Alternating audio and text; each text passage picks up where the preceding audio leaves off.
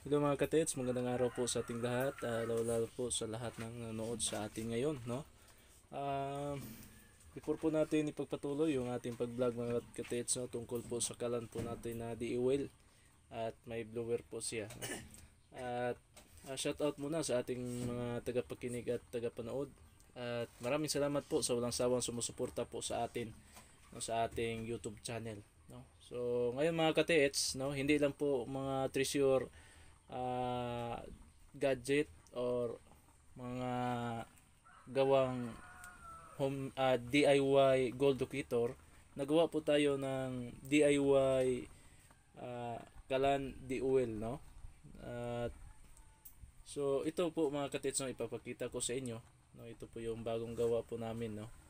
So sample lang po ito mga katits, no, kasi yung una po naming ginawa dito po yung dito po yung daanan ng oil at nilagyan po namin dito ng at yung usok na galing dito ay dumaan po dito, no, kaya ganon po namin para dito ay puro po oil, no, at saka dito at hindi na po yung usok hindi na po pumasok sa tubo, no, dito at pumunta dito kasi may oil po dito, puno na po. So ito po mga katits, no, ito po dito nga banda, ito po yung blower po namin na bagong dating po, no. So dito mga katits, ito po yung drain ng asiti, no. Kapag marami na po yung asiti dito, siya lang pong kusang maglabas dito, no, kaya ito para hindi po masira yung ating blower, no, kasi dito po siya, oh. So, halimbawa mga katits, kapag magsaing po tayo, ito na, no, ito na po yung asiti at may may apoy na. So i-try po natin. At ito po yung lagyanan ng asiti mga katits, oh, at saka gripo, yan, at saka ito. So yan, i-try po natin, ha. Yan.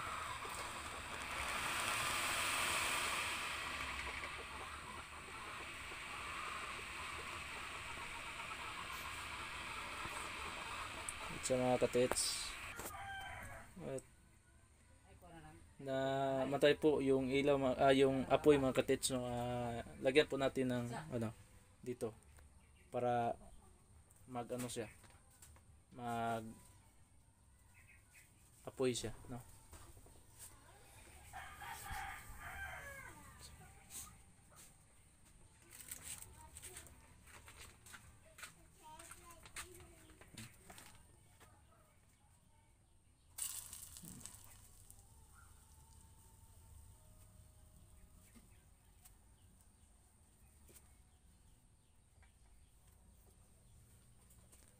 Hindi na po siya mga katits ay, kuan.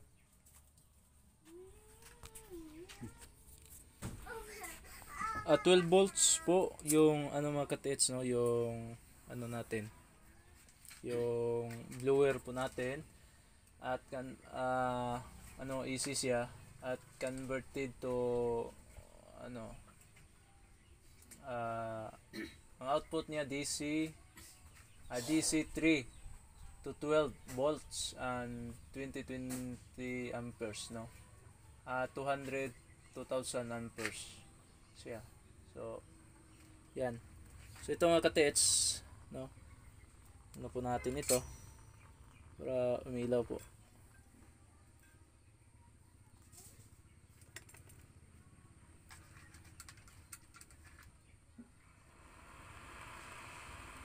Ay, pumaning. So yan po mga katits, pasin po natin.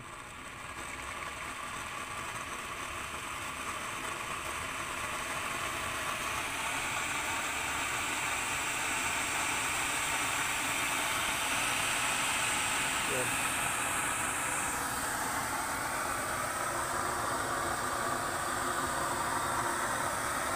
Ano po mga katits, para 5 minutes lang mga katits, ano na, magano na po yung ano niya, yung kanin po natin, 5 minutes lang, luto na yung kanin po natin. Ano?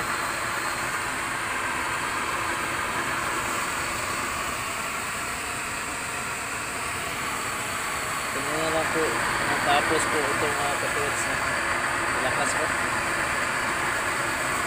Try natin mga katits, no?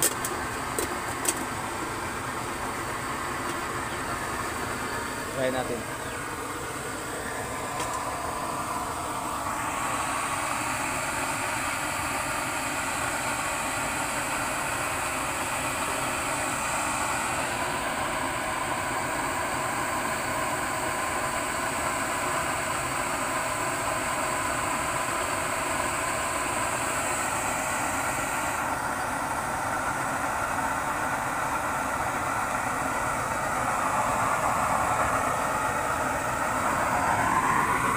Crater niya mga katits, dito sila para kapag may asiti po galing dito sa ilalim, dito po siya magdadaan patungo dito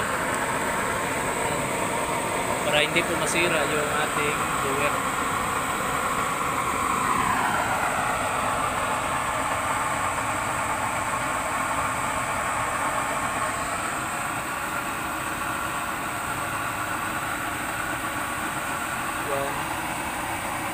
Improve po natin ito.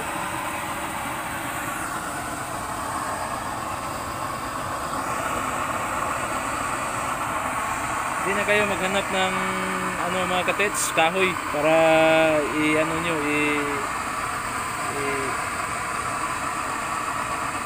panggatong nyo, no? So pwede naman tayo magawa ng ano mga katits, ng DIY na katulad nito, no? Madali lang ito. Tayin po natin.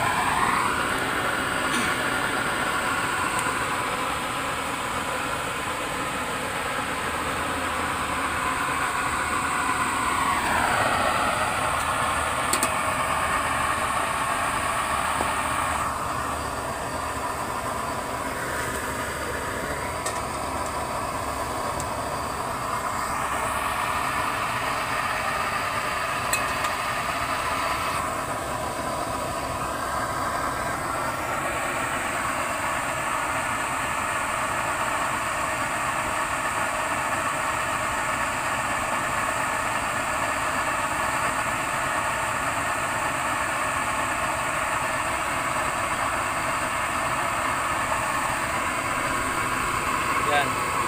Usok na mga katits, no? Makulo na. Ito mga katits, pwede po natin gamitin sa 12 volts na battery mga katits, no? Kapag mag-treasure po tayo doon sa bukid, pwede po natin ito madala, no? Kasi pwede po sa 12 volts na battery siya. Yan. So hindi na po tayo mahirapan maghanap ng mga kahoy para yan po yung i-ano natin, ilagay sa para gamitin para ipang pasunod po natin, no? Ito po.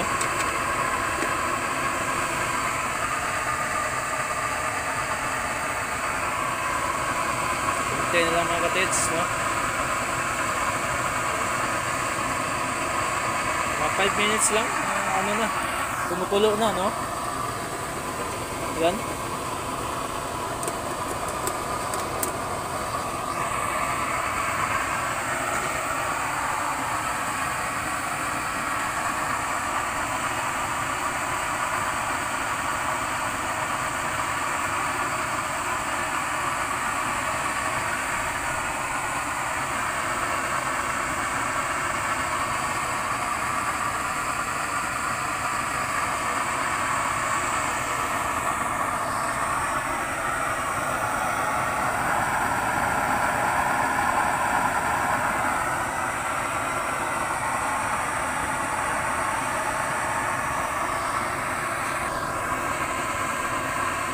Yan po mga katits, oh. kumukulo na, no? So ito po yung ano namin, no? Yan, no? May kasama mga herbal pa, no? Yan, kumukulo na mga katits, no? Gamit sa ating kalandi oil, no? Kalandi mantika. Kalandi di use oil mga katits.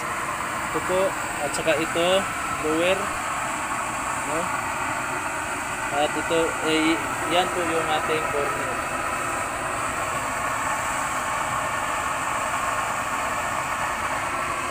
Yan. Kumukulo na mga katits, oh. 5 minutes lang, kumukulo na. Ano, ang dali lang mga katits. So yan na po mga katits, maraming salamat po, no? Ididumo po natin ito, baka may mga katits po natin na hindi po alam nila, no? So i-demo po natin, magawa po ako ng video katulad nito, no? Para ma-share ko po itong kala na ito, kasi kadalasan sa atin mga katits ngayon, may mga motorsiklo. So yung motorsiklo natin, every 3 months to 2 months or 1 month mag-change oil po tayo sa ating motor. So hindi lang po natin